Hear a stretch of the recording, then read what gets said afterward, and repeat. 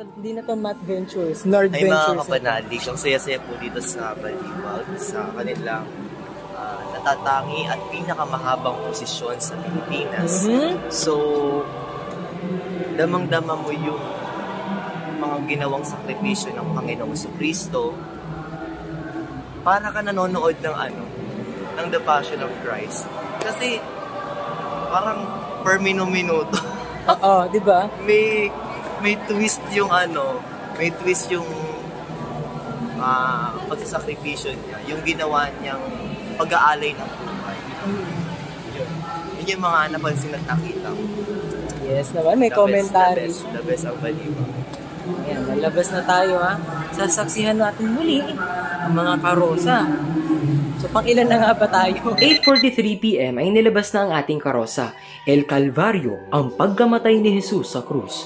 Shoutout kay Insan Vance at Jevin, mga pinsan ko na nanonood sa taas ng simbahan. Nagdasal rin muna kami ng English Rosary ni Nards. Di na namin nasabayan yung Tagalog na Rosary na naka-broadcast kasi yung mga choral music na ang naka-play sa mga karo. Resurrection has purchased for us the words of eternal life.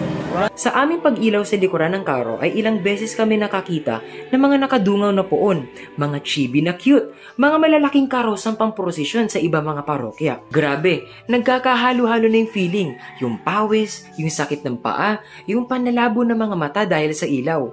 Pero, sulit na sulit kasi sobrang minsan lang nito mangyari mga kapanalig. After nito, next year na naman ang susunod, kaya bawat moment dapat sulitin. Kapanalig.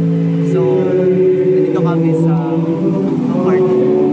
Pag yun yung nanay ni Jesus Christ, yung Mama Mary, gumagalaw siya. Wait, tayo natin. Ayan o, gumagalaw siya. Pati si Santa Maria Magdalena. Ayan, sisipat na. Tapos gumagalaw yung kabayo. Oh, umingiti-ngiti pa yung kabayo. Cute. At ipinapakita po dyan, hindi lang yung mismo kung paano yung naging kilos nila, yung akbang kilos nila habang nakabayubay bago mamatay yung Panginoon.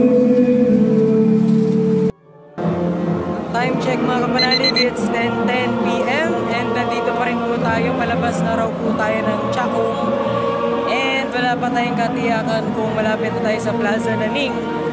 Kaya grabing Good Friday sacrifice ito. Diba, Nords?